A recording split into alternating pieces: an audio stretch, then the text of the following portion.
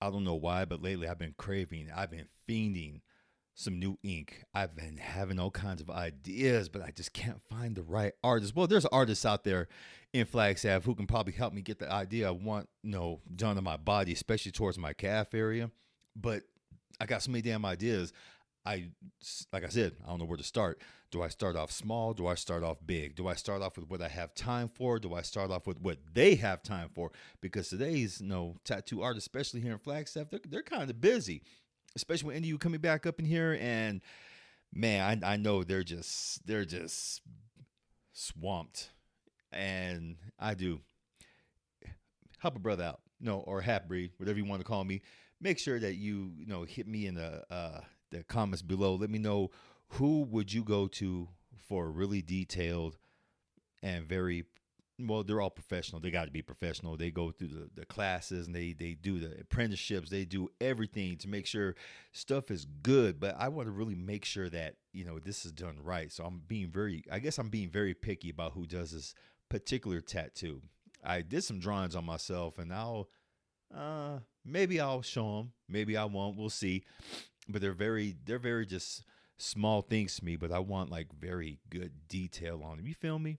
It's like when you go get your car detailed or you go get your car for a tune-up. You're very picky about who you take your car to, mechanic wise, no detail wise. No, it's the same with my body because once that tattoo is on, oh boy, it is on unless I go get it lasered off, and I don't want to do all that bullshit. I know people who've gotten their tattoos lasered off and then turn around and go get some more stuff because that's just what they want to do. I've gotten to a point now where my tattoos, they have a spiritual meaning behind them. They have, well, they're me. They're part of my story. I just don't want to get anything on my body, even though people have just told me, "Oh, just get something. You'll figure it out later." Cool. You gonna pay for the motherfucker? And if not, then shut your pie hole. But it has to be something deeply meaningful to me. So yeah, you know what? Maybe later on I'll post them on Instagram, like what I drew on me, and no, just give y'all a quick peek. I'm not looking for approval. I just want to give y'all a quick peek because that's just me. But I also noticed that as I've gone, my little challenge from no, this is 50 when I turned 50 earlier this year, going skydiving and stuff like that, going, to Ensenada and just taking a little road trip, just to say, here I am, I made it. When so many people counted me out, hell, I counted myself out most of all. So I really don't care what other people thought about during that time counting me out. But it took me this long, this hard, this far to get where I'm at, and I absolutely love it. So yeah, we're gonna talk about that today. We're gonna talk about some other stuff, especially some Q&A, and you know, celebrate.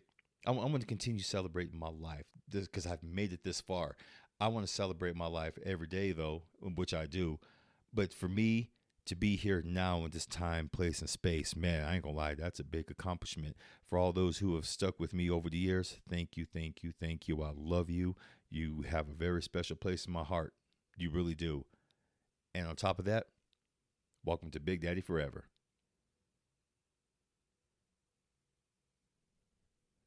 So the story began with me last year. It was around this time. No, what am I going to do for my 50th birthday if I make it this far? Let's do a little challenge. I did the This is 50 challenge where for I pretty much from November until April 26th, I pretty much had the challenge for myself every single day. I definitely worked out. I want to see how far I can get myself mentally, physically, and spiritually. And I feel I did a pretty good job. The only job I didn't do a good job afterwards was, like I said, post 50 celebration. I stayed on top of it for a while, but then, life happens. Things started happening. And instead of me staying focused, I didn't stay, I strayed. I strayed a lot. There was a lot of things that happened this year that I had to cut, a lot of things I had to, get rid of. Most of all, I had to get rid of a lot of the negativity that was surrounding me that I really felt was not only coming from other people, but was coming basically from deep within inside me. And this healing journey I've been on since before, COVID, And during COVID, it really took a turn for the better. The one thing I also very, very early realized that everyone's healing journey is different. No two journeys towards their better self is the same. What what I hold deep down in me for trauma is way different for someone else who has their trauma. I know it's caused mine. It's been I don't know, it's been a violent childhood. I saw a lot of violent ass shit when I was growing up, from my aunts and uncles, even my mom and other people. And I didn't realize I thought during that time that I didn't realize that I was heading towards a very vicious cycle. I thought violence was a way to handle everything. As we grow up, we're all kind of taught that. Well, depending on what environment you're in, but it's pretty much the same. Violence is violence, but for me, it really took a toll a couple years ago when me and my son almost went at it, and I really, really realized at that time that's when I knew I had to make some damn changes. Before that, I went to go see my friend Laurel, and you guys have heard me talk about Laurel a lot, a lot. She's my fam. She's my saving grace, and she has been very instrumental in helping me get healed up. Um, Man, my poetry during that time when I was started my first book, Poems and Prose, that was an insight to what my mind was thinking, to how I viewed the world. And the following two books really went into greater detail, not only my happiness and joy, but to my deep pain that I was holding in and against people, mostly myself. The one thing I also realized is you just got to get this shit done. If you want to heal, if you want to be good with yourself, if you want to be good honestly with other people, you have to put the work in. You have to make sure that you're getting yourself straight, you're getting yourself good. Mine really took a turn for the better when I just started writing everything, on Instagram. I saw different poets out there putting all their poems on Instagram, and that's why I got into it again. But lately, I've been writing down what's inspirational for me, and I've just been throwing it on, on different social media posts, stuff like that, because to me, social media is a tool. That's all it is. I see a lot of people who get in their feelings on social media who use it for, you know, different. They're in different endeavors. I'll be nice. Just they're different endeavors, but I don't know. It's been tricky for me. There's been moments where I've really absolutely have gotten in my damn feelings, especially with the political shit, with the Black Lives Matter stuff, different Lalasa stuff, and it gets to me. When oh, my son went up North Dakota, the DAPL, yes, the North Dakota pipeline, when he was up there helping with their protests and helping with the campsites and everything, chopping wood and doing all that good stuff. It made me realize this world needs a lot of healing done. But how do you start? You start with yourself. That's how I figured. That's how I can do more justice to the world, is by getting good with myself first before trying to lay it down on other people. So I started writing my poems. I started putting them on Instagram, on Facebook, and I collected them all after a while. I put them into my first book, like I said, Poems and Prose. My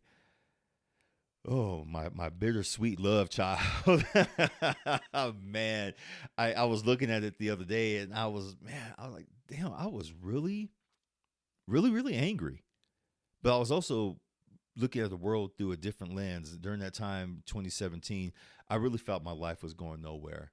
I really felt like I was at my wits' end.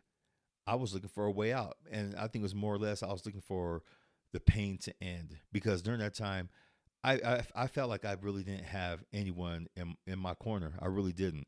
Sure, I mean we all have people in our lives who can help us, or, through those rough times. But during that time, it just really felt like no one was there. It really felt like everyone was just, oh, everything would be better, everything would be good, and stuff like that. Like, shut the fuck up. Just, we all have it bad. I was I really was playing the victim role. But one night, that victim role almost turned into a, into a dead role. I'm serious. I grabbed a bottle of tequila and I just started going for it. And before I realized it, my head just started hurting. I didn't feel like I was dying. Just my head just started hurting. It was almost like the spirits above, Luna and Lobo, all of them just said, this is not the way you're going. I mean, I got a third degree massive migraine. I maybe took about 3 or 4 shots, stuff I'm not usually, you know, immune to, so to speak. But after that fourth shot, that's when my head started hurting. And I went to bed, woke up, looked at the bottle. Well, tried to find the bottle. And the bottle, that fresh bottle I just bought, fifth, was in the sink, upside down, empty. I didn't do it. I don't, unless I slept, walked, and in the middle of the night, dumped that damn bottle. But I don't remember doing it. I don't know. To this day, when I go by the sink, I still think about that. I still think about the upside down bottle, emptied. I'm like, did I do that, or what happened? Needless to say, I didn't do it. So I gave my anger and pain a focus. I started writing poems. I started writing short stories again. I started not necessarily exercising. I was a big old slob back then still, but I found an outlet. I found a focus to direct all that anger and pain in. And I just kept going. I just kept writing. The more I wrote, the better I felt. And I started finding that juice for life again. Really, really after that, I really wanted to live. That's when I went and saw Laurel. That's when I went and, just did different things to get good with myself, meditated. But my actions were still foul in a way. Some stuff was going on. It came to a head. I got fucked up. I mean, mentally and physically, spiritually, I got fucked up. And that's when me and my son had our fallout in 2019. I went to jail and I spent the next couple of months on domestic violence probation. No, me and my son didn't touch each other. I didn't realize we fucked that wall up the way we did with our katanas and swords and shit like that. But that was also a saving grace for me. Something told me if I didn't get a check on this damn violence that was in me, as usual of anyone who grows up around some damn violence, if I realized this was my life. If I did it again, I called the police on myself. In order for me not to get buck wild, in order for me to save my son and to save myself, I called the police on myself. A lot of people are like, why did you do that? Why didn't you just get him out the house? Because that wouldn't have fixed the problem. I needed some kind of wake-up call. And I got it. Probation. Had to go to that class for 26 weeks. Couldn't drink. Couldn't smoke nothing. Well, I didn't smoke anyway. Weed. I didn't smoke weed anymore. I haven't smoked weed in a long time. But I was an occasional drinker. Not having a drop of alcohol in my system for 26 weeks really cleared my head up. Going to those classes to talk about why I was there really helped. And that's when I realized, as I started to write the third book, that you are not your circumstances. Us as minorities, we really are taught different in our homes. We're taught victimization. And I was playing the victim all my life, up until that moment when I realized, okay, I got to take some measure of responsibility for my life, for my healing. And being in there with other people who were going through the same shit. Some were clowning about. I'm not gonna lie. Some of them thought it was funny. Some of them were in there for their upteenth DUI, and they still thought it was funny by sneaking off and going to get drunk or having the occasional drink on the side and then going flushing themselves out, like they said, with vinegar or bleach and shit like that. I'm like, no, that's not me. I don't want to be that goddamn way. Granted,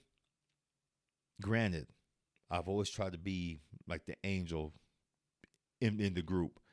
But now I realize in the last couple years, especially in the last couple weeks, I can't fake it no more. I'm not an angel. I'm not. I have my ups and downs, my side to sides. I've lost friends. I've gained friends. I've been the angel, the good angel on the shoulder. I've also been that goddamn badass devil on the other one. I've been the uplifter, and I've been the one to absolutely tear people down.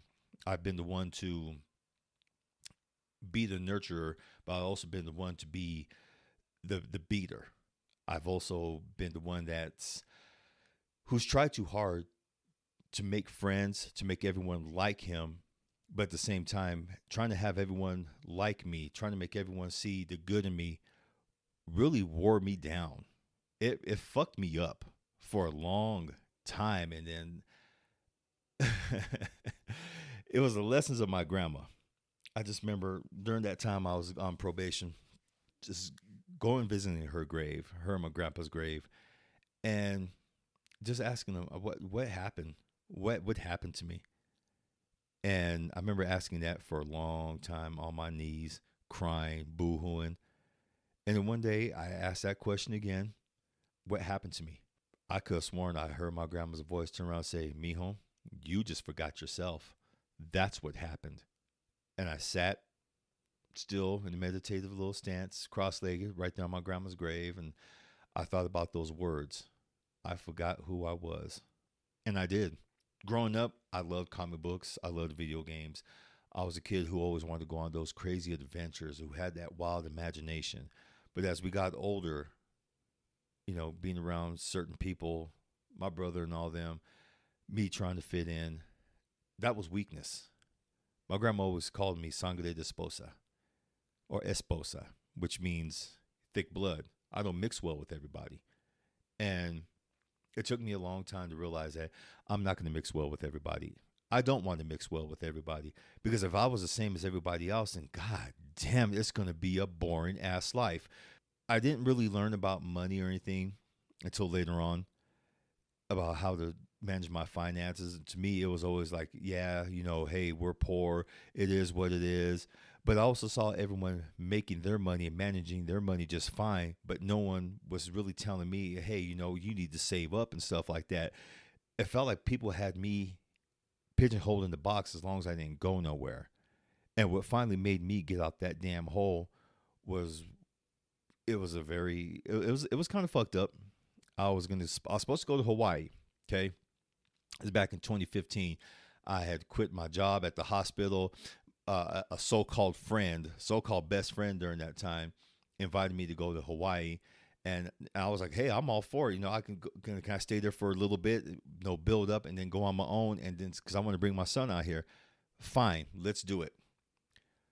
36 hours before I was supposed to go to Phoenix, get on a plane to go start this life, instead of calling me, my so-called best friend text me this big old long piece of bullshit saying, I don't think it's a good idea. I really didn't tell my kids about this. I did find a new boyfriend and he doesn't know about any of this. And I'm sitting there thinking, this has what to do with what you told me. This has nothing to do with what you told me. And then she finally got to the point where she says, I don't think it's a good idea that you come. And I sat there and I looked at that damn text message for a little bit. I wasn't pissed off. I was more in disbelief. It was more disbelief that, goddamn, someone did this to me again. And that's where I started realizing I got to get my shit together. So the only thing I texted her back was, hey, don't worry about it. I'll figure something out. And that was it. She texted me again 2 days later. I'm sorry. I texted her back, for a so-called best friend, you are the most chicken shit fucking bitch I have ever met. You can't even have the decency to give me a call. Fuck you. Didn't say nothing to her after that. And I still haven't talked to her all these years. She sent me a friend request on Facebook a while back saying, hey, can we talk? I'm like, no. The only thing I did do, though, I sent her another text. I said, this is what I'm talking about. You still don't have the decency to get on the phone and call me. fuck you. Last I heard, she's married. She's still living in Hawaii. She's still working at the hospital. And more power to her. That moment taught me one very, very valuable lesson, which I still say to this day. Everyone is in this life for themselves. No one's going to come save you. No one's going to come pay your bills. No one's going to try to bail you out if shit gets bad. Trust me, I know. I've helped people a lot because that's just me. That's my grandma Vivian and me. But very rarely do people do that for me. And I realize that I got to quit doing that. If you're in that position right now where you feel like you always have to have someone save you, stop it. Stop it. It's not fun. It's not something that you want to keep doing for the rest of your life. Sorry, I'm stumbling over my words and everything, kind of getting a little emotional with this, but it's just it's something I see a lot of people do. I see a lot of people wanting someone to come save them. I see a lot of people who want the easy way out. If you want the easy way out, do you know what to do? I'm not even going to say it because I've had friends and family do it. But if you want the hard way out, get off your ass, knuckle up, move forward, get your shit together. That's my tough love to you, because it doesn't get any easier, okay? Until you put boots to ass and put some action into your words, that's the only way you're going to get out your rut. If you want healing done, same thing applies. Get off your ass and get the shit done. Go to the mirror, look at yourself. Instead of pointing the finger at everybody else, point the finger at yourself. Yes, there are some janky ass people in our lives. Do we keep them there? It's all choice. We have a choice in everything that we do. Okay, we have a choice in how we have people treat us. We have a choice in how we treat ourselves. We have a choice if we're going to get off our ass and work out. I know a lot of people say, well, I need to get in shape. I feel like shit.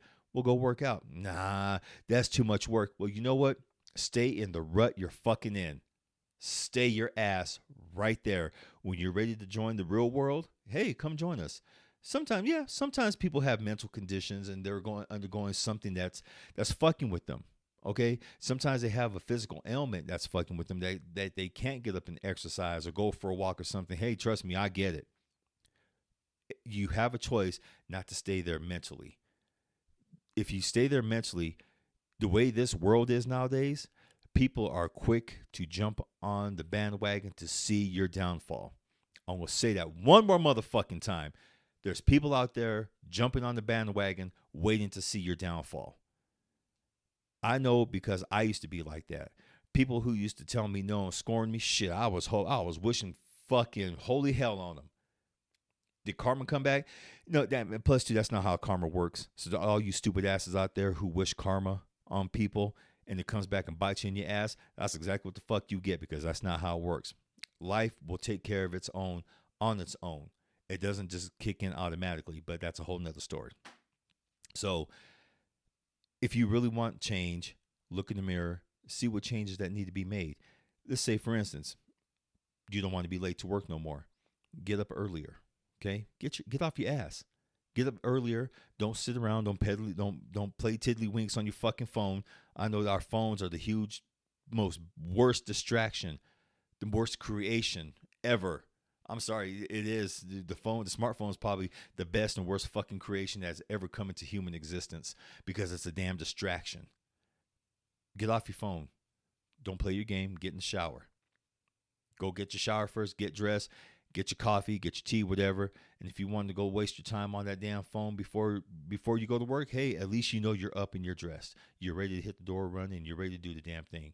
If you feel like your health is taking a downturn, do some push-ups while you're watching TV. Get up, do some exercises, do something. It's very simple. I do that like during my sessions between King of Some Ass on Destiny 2 or Cyberpunk 2077. Every 15 minutes, I'll stop. I'll knock out anywhere between 25 to 50 push-ups, followed by some squats. But then after a while, after about the third set, I turn all that off. I'm like, no, I feel good. Let's go do some more. I'll take my ass outside. Well, I'm always outside. I'll go outside on walks in the heartbeat and go see some nature and shit like that. But you get the point. The choice is yours. How you live your life from this moment on, the choice is yours. how you proceed mentally towards your mental wellness, the choice is yours. You always have a choice. You make a choice by sitting on your ass and not doing nothing. You make a choice by sitting there stuffing your face, emotional eating. And I know, but trust me, I know about emotional eating. I can emotional eat when I really want to, but that's when I got smart about it. I got lots of apples, 5 jars of peanut butter. So if I am gonna fucking emotional eat, at least I know I'm not gonna do it sloppily like I used to, eating all kinds of goddamn ice cream and cookies. Yeah, because Big Daddy was kind of turned into it like a snack daddy there for a while. It was bad. It was bad. You get the drift. You get my meaning. Do right by yourself because only you can. No one else is going to do it for you. So please, please, please look at your strengths, look at your weaknesses, see what you need to work on. Looking at your weaknesses and dissecting them, addressing those weaknesses. Seriously, actually addressing your weaknesses, looking, doing the shadow work. When your friends are out partying, if they're out having a goddamn beer, stay at home, do the work.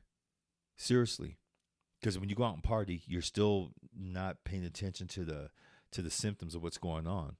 My problem back then, when I'd go out and party and stuff like that, I was trying to escape fatherhood because during that time when Anthony was here, when he was living with me and stuff like that, it was there was times I wanted to strangle that boy. I'm not gonna lie, it was the kids because our kids, they don't come with manuals.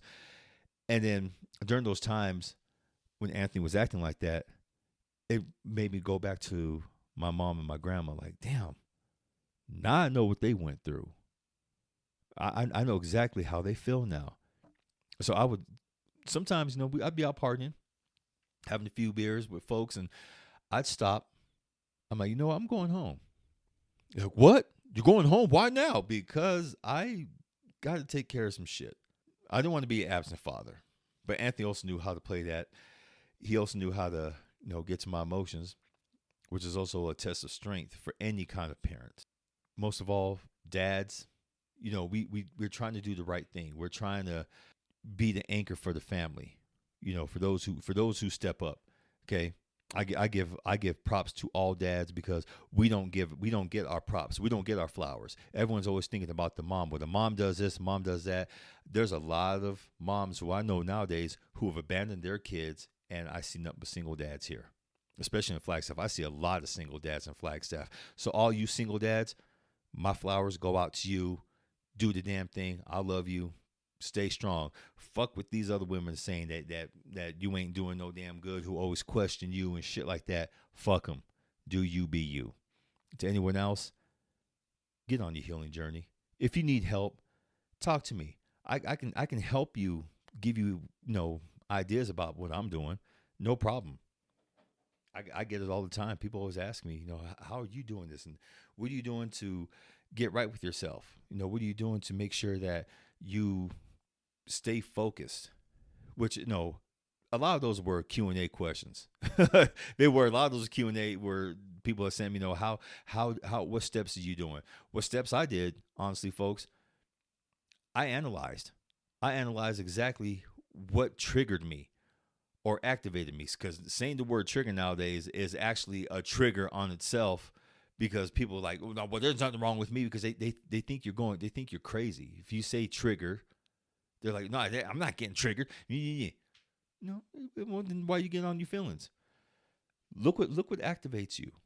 For me, it was like the slightest thing, because I had gone through so much shit when I was a kid. I had been teased a lot.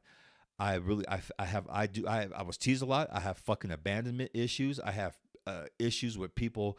I feel like people not loving me the way I love them. And when I identified those, I was like, okay, so what can I do to help me not feel this way anymore? And that's also goes to something else you can do. Look what works in not getting activated. Okay? If you want to vibe in the morning or during the day, what I used to do, music. I still do music. I grab my Palo Santos. I grab that shit in the morning, dance around the damn house, have that shit lit up, and just sprinkling all that good old ash and whiffing all that good old Palo Santo smoke all over the place and setting my intentions. And I have my intentions I have every day. What I usually say to myself in the morning is, spirits above, thank you for waking up with me to another beautiful day. Let's do this damn thing. Give me the power and presence I need, and give me the prayers that you feel that I need to conquer this day. Blessed be. I say that all the time, every morning. And I go out and I conquer the fucking world. My clients, they get bomb ass massages from me, and nothing bugs me. Especially at work when people are sitting there gossiping and gabbing their fucking lips and bumping their gums. I don't listen to that shit. Not at all. I don't fucking listen to it. I just sit there and I just do my thing, and I just sit there and I sometimes I'll listen to them, and then they turn around like, hey, what do you think, Philip? I don't. Don't bring me in this damn conversation. You guys are over here gossiping shit. What the fuck you saying about me behind my back? And then they shut up. They stop gossiping. Then they stop cackling. Well, not all of them. Some of them do. Some of them gossiping, but for the most part, yeah, the rest of them, those who gossip, they shut up right away. Me, I'll just go in my room. After I'll go back in my room and do my other prayer. Spirits above, thank you for having my back so far during this day. Let's continue this good roll. Show me what else I need to do to have a good day. And I always, after that, reach for my phone, throw on some music, pull that massage table back a little bit. I kind of start, dancing around the room. Start, laughing and shit like that. When I'm listening to my Spotify playlist, I'll flick on some YouTube at the same time and look at some funny shit on there, and I'll start laughing. And they know at that time what's going on. I'm vibing. I'm getting my elevation up. I'm not letting no motherfuckers bring it down. That's what you can do too. When you vibe to a spot where you feel just really, really joyful, not happy, and I've explained this before. When you want to be happy, you're constantly looking for your happiness. When you find your joy, can't nothing bug you. You found it. I always find my joy in music. I have found refound my new joyfulness in vibing. I've read several books. Shit. It's all good. It's all good. Do the same, folks. Like I said, if you need help, I'm here for you. Please, please, don't be afraid to ask. Leave me a comment. Send me a DM. Hell, go to Instagram, send me a DM. If you listen to this on any podcast where you can leave a comment, leave me a comment. You want to talk about vibing? You want to talk about elevating yourself? You want to talk about getting good with yourself? Let's talk. Your mental health should be number one. Not your friendships, not your relationships. Your mental health is number one. And I'll say this flat out. Fuck whatever the people say nowadays. Your partner, your wife, your girlfriend, fuck them. Seriously. Those relationships are not worth it if you don't have your mental game strong. Charlemagne the God, bless him, I love him. He talks about this all the time because he's gone through his issues with bouts of depression and shit like that.